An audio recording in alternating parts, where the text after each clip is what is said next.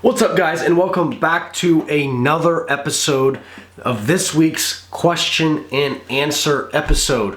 Don't mind the studio manager, Whiskey, behind me. He's sleeping on the job. So don't mind him if he's doing something crazy in the background. But again, welcome back. If you guys could hit that subscribe button, if you could give it a thumbs up, share it with your friends. If you're watching from the app, thank you very much for downloading. For those of you who have not downloaded the app, guys, it's free. You're really missing out. I mean, the app is it's a totally free app, all right? It's not a sales pitch, all right? If you want to upgrade in the app, you certainly have the opportunity to do that. And I will be your personalized guide, your consultant for nutrition, health, and fitness, your bodybuilding coach, whatever it is. You can always upgrade to that. But if you don't want to, that's totally fine, guys. The app is free. It's literally like having myself as a guide in your pocket every day. You just go on your phone, you can look up a free workout, a free recipe. If you want to meal prep, you can look up different recipes for breakfast, lunch, dinner, and snacks. You even get, we have a lot of workouts, from at-home workouts to gym to arm workouts to leg workouts and glute workouts for women. And it's all right there on your phone, guys. You just download the app. The link is below, and you get access to all of this stuff. So it doesn't make any sense if you're watching this and you really don't have the app, because you're missing out on free content, and you get access to all these videos.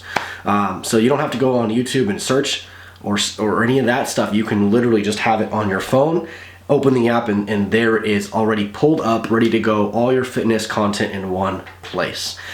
So this week's Q&A, we've got some really good questions that were submitted, and hopefully you guys learn quite a bit in the next few minutes. We'll start off with the first question. Blake, I've always heard that fast digesting protein will spike insulin. Will fast digesting protein kick me out of ketosis if it truly does spike insulin and I'm on a ketogenic diet?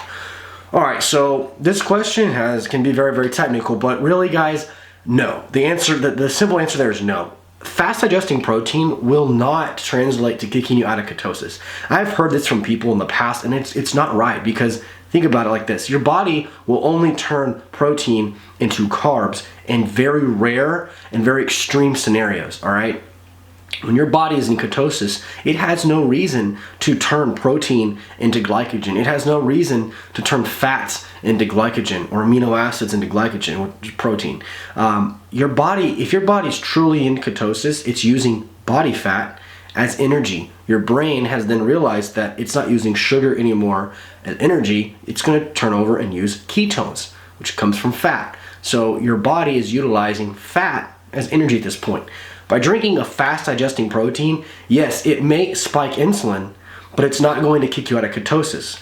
Now, this is a very rare occasion. There are some proteins like isolate proteins that, as long as there's no really lactose, a lot of lactose in there, that'll slow it down. But true isolates and hydrolyzed isolates, they can and they will spike insulin. But it's doing that because the protein entering the bloodstream at such a fast rate, all right? The body recognizes that. So the pancreas secretes insulin to get that protein out of the bloodstream. Now, it's kind of doing it in the same fashion as it would with sugars, all right? But it is just fast digesting protein. It's something that's hitting the bloodstream such a fast, basically just hitting the bloodstream very, very fast, that the body is secreting insulin to shuttle it into the muscle cells, or into the cells, which is going to go to muscle cells if you're drinking protein post-workout. Your body will not store fat or protein as fat in this instance. So yes, it will spike insulin, and when your insulin is spiked, typically the fat burning process is slowed down or stopped. But in this case, it would not do that, because the insulin is being spiked from the source of protein, not from sugars. Sugars blunt fat loss, protein will not. I mean, unless you're like eating an enormous amount of protein, but that would never happen. Not from an isolate shake. So the answer is no. If you're in ketosis, if you're on a true ketogenic diet and you're in ketosis, you can drink the isolate shakes. Your body will not convert that isolate shake for that split second into carbs and kick you out of ketosis. That's not the case at all. All right, should I have carbs before or after cardio? Elaborate. Okay, so this is just literally all this person sent in. Should I have carbs before or after cardio? Well, the answer to that is neither. All right, cardio will not be efficient if you're having carbs right before or right after. This is why I like, for all my clients, I prescribe cardio fasted in the morning before food, or before food, basically, even protein and fats. Just do it before, get it out of the way, make it simple.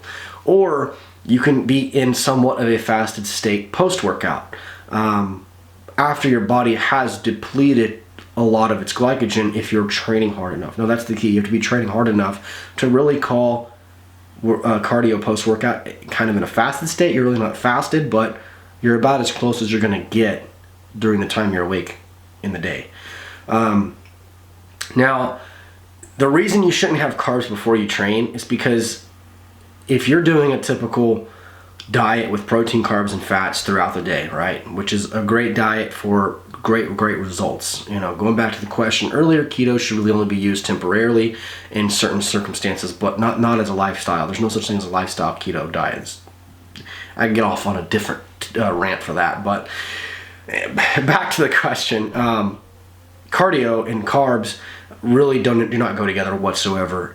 If you're having like chicken and rice, and I try to go on the treadmill, my body will not burn fat. It's going to be assimilating the carbs. I mean, the food that I just ate, number one, is going to be on my stomach. My body's not going to want to do cardio at that point anyways.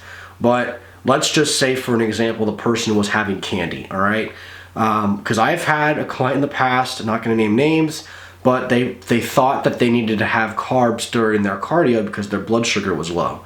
Well, at that point, your body is no longer going to be burning body fat if you're having fast digesting carbs or sugars while you're doing cardio. That doesn't make any sense, because the body, instead of using body fat, because it's in a more of a depleted state during cardio, if you're doing cardio post-workout, your body will burn fat in that state. Now, if you give it carbs, it's going to kick it out of that state. Your body wants to use sugar as energy first, not fat, all right? Not its own storage. That's why it's uncomfortable to get very, very lean for bodybuilding shows. So if you're doing cardio and it sucks, and you know you're shaky and you're sweaty and you're just dizzy, well, guess what, guys? That means you're burning fat. That means that your blood sugar is indeed lower, and that is totally okay when you're burning body fat, because your body's fine. You're burning fat as energy, not carbs. You're gonna feel a little bit uncomfortable during that 20, 30, 45 minutes, but as soon as you're done, it's okay. Go home, have a good meal. You'll be fine. I promise. I've put so many people through competition preps where you're taking the body to these subhuman body fat levels, and they all say they're dizzy, they don't feel very good, they feel sick to their stomach when they're doing cardio. I mean, there's been many times when I've almost thrown up doing cardio, not because I'm going so hard, but because I just feel so sick to my stomach and I'm dizzy because I'm so depleted and my body's getting so lean, and it does not feel good at all. But you have to push through, because it's the second that I start eating fast digesting carbs, fat loss stops immediately. My body will start utilizing those sugars as energy. So you cannot, you have to just fight through it. Third question. I have heard from various fitness celebrities, and they put fitness celebrities like this, all right, that drinking and working out is okay, and you can still see results. When I drink, and I'm assuming alcohol is, when I drink and I train, I seem to not see the results I normally would. What is going on here? Alright guys, so this is a big pet peeve of mine, is when I see people, these fitness celebrities, as this person put it, they follow these fitness celebrities and they listen to some of the false information they're putting out. Guys, you have to remember, anybody who is a apparent celebrity, all right, whether they're kind of a general population celebrity that you see on TV, they're an athlete, or they're one of these fitness celebrities, guys, they get paid for nearly everything that they say. They're getting endorsed one way or another. They're not just going to go out and put this content out for free. Nobody's going to do that at their level, all right? They get offers from companies all the time to say, hey, say this so that we can make this money and we're going to compensate you for it. We're going to pay you for this. Everything is an advertisement when it comes to those people. If you want one of those people to simply wear a t-shirt, all right, that has a company on it, you better believe you're going to pay them to wear that t-shirt, because people are watching them. They're a walking advertisement. They're a talking advertisement, all right? So fitness celebrities are going to say, number one, what's going to make people happy, what they want to hear. Because if they don't say what they want to hear, they're not going to be celebrities anymore. People are not going to pay attention to them. People are not going to want to listen to them anymore. And that's going to bring them less revenue for marketing in the future, for doing things for these companies in the future, if they're saying things that people don't like to listen to. So you have to realize that, number one, most of these fitness celebrities, guys, and I'm not saying this because they are more popular than myself or this channel, whatever. I'm saying this because it's the truth, all right? There is a particular YouTuber. He's very famous in the fitness industry. I'm not going to name names because I don't want to start up some drama with my business and his business, but he's very, very successful, and I look up to him in some ways. But he has stated numerous times that you can drink alcohol and you can still see progress. And let me tell you this, that is a 100% lie. If you want to see the best results that you could possibly see, then why would you ever do something detrimental to your body, detrimental to your health, and detrimental to your goals that you have?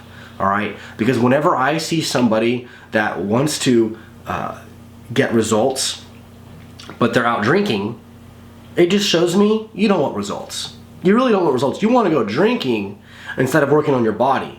So when you come complaining to me, come whining to me that you're still out of shape and you still are not happy with what you see in the mirror, I'm going to just tell you, hey, well, you know what? You wanted to go drinking with your friends every weekend. If you would follow the plan, you'd see results by now. Because I've got 2 people that can do the same program, similar programs. One drinks, one doesn't. The person that doesn't drink is going to see much faster results than the person who does. Guys, when you drink alcohol, the actual alcohol molecules are not able to be assimilated by the body very well. Your body cannot use that. It's useless to your body. Your body cannot use alcohol for energy. Your body cannot store alcohol as fat. And your body cannot burn it off in some fashion, all right? It has to eventually leave your system, all right? So what happens is it stores it. It bogs your system down. It bogs your thinking down. That's why you have hangovers. It slows down the process of your digestive system, of everything, and it dehydrates you on top of that. So you're making the perfect storm to have the next 3 to 5 days where you're gonna be struggling. Even though maybe you drink here, you're hungover here, there are still days after that it's lagging in your system, whether you feel it or not, and it's actually bogging down your protein synthesis, your recovery. It's going to be causing havoc on your hormones, testosterone, growth hormone, estrogen. It's going to be messing everything up for the next 3 to 5 days. So if you drink on Saturday night, your body, whether you feel it or not, will still be having the negative side effects from that in a recovery point of view for Monday, Tuesday, possibly Wednesday in the next week, which only leaves you Thursday and Friday to get progress again before you drink on Saturday. So if you drink and you really drink and party once a week, realistically, you're only getting like 2 to 3 days of actual work in the gym. And so you might as well just not even be doing anything at all, because it's just not going to help you. You're just not going to see results. Again, if you're going to put effort into a goal, go 100% at it, or don't do any at all. 50-50, 1 week I'm 100% here, 1 week I'm 25% here. It's not gonna work, guys. Go all in. If you wanna see the best results and truly be and live a healthier lifestyle, then why would you do something detrimental to your body, all right? So, next question.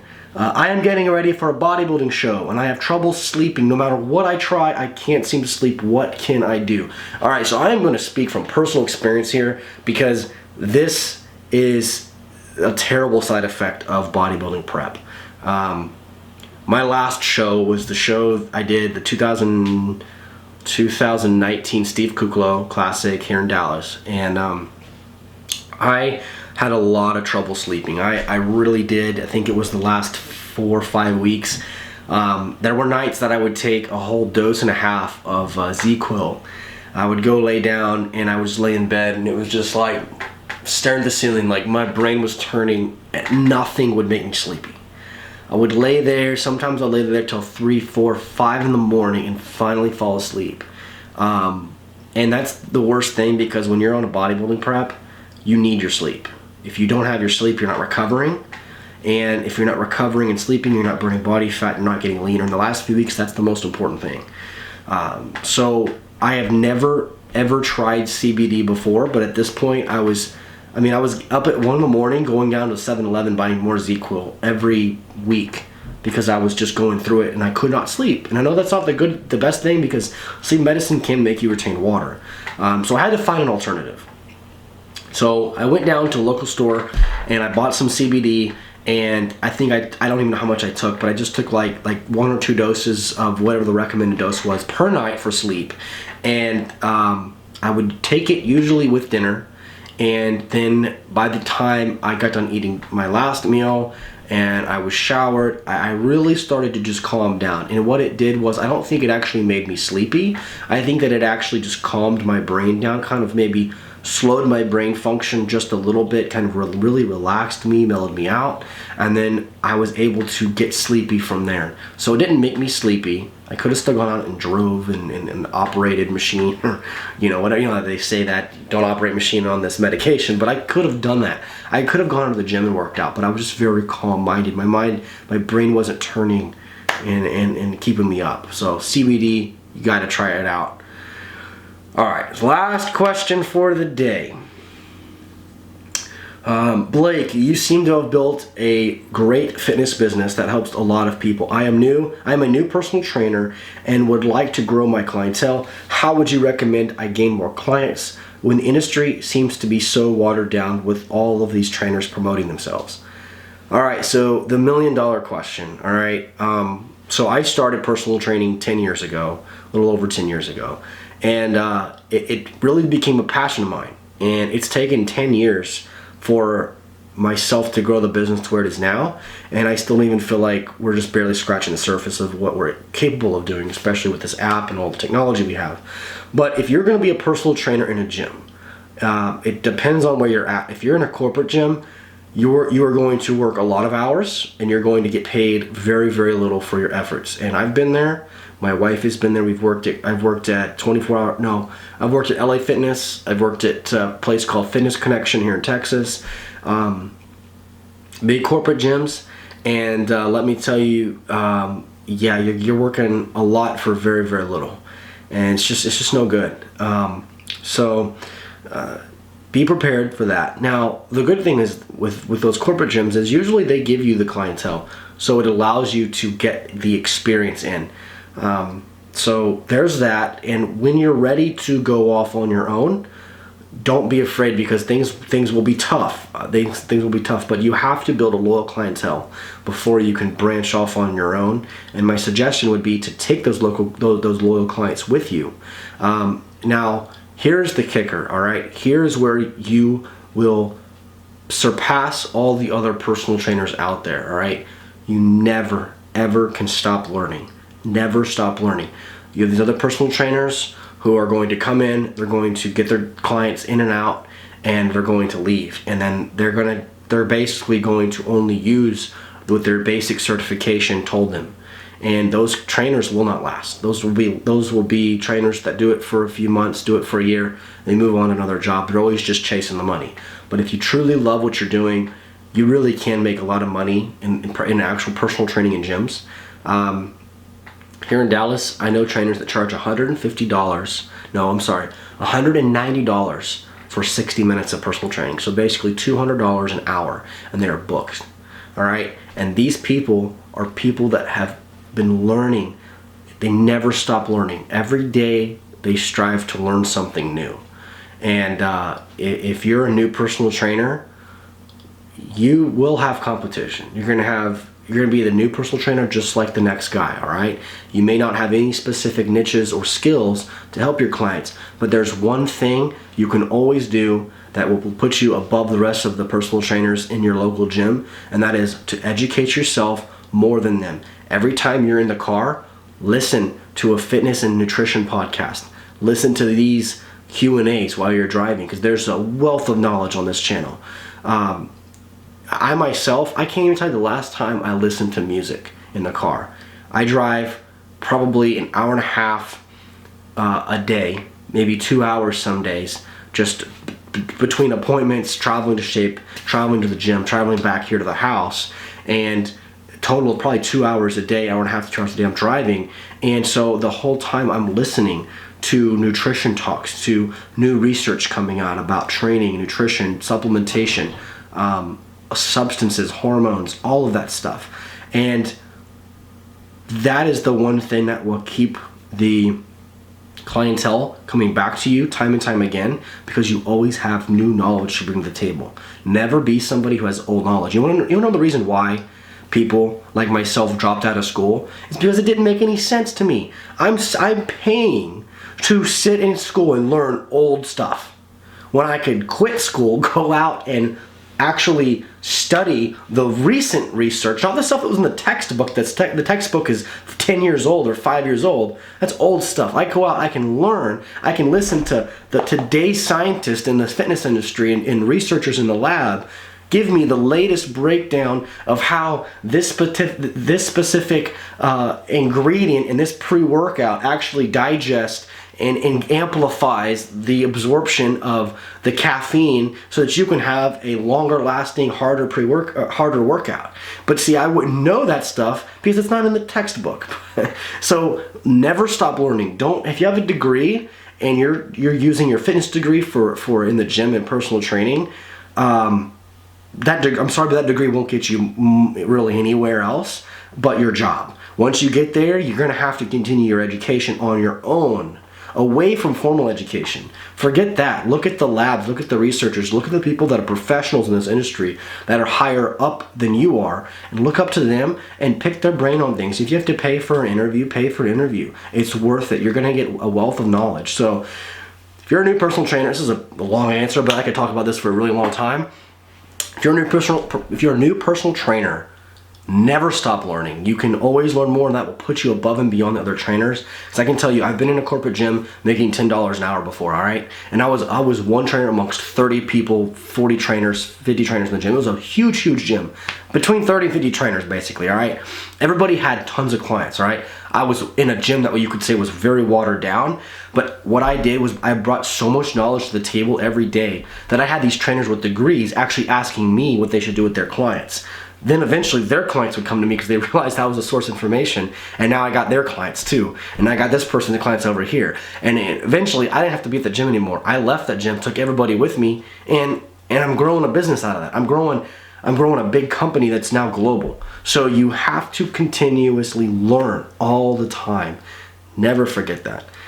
Anyways, guys, that was a very long episode, 23 minutes I see on the camera right here. But we had some very good questions, very in-depth questions. I felt like it was important to talk to you guys in depth about each of these questions so you guys learned as much as you possibly could. If you could, give it a thumbs up, hit the subscribe button, and if you even want to, hit the little bell icon so that you can always get notified on your phone, via email, and on your YouTube dashboard whenever I upload a new video.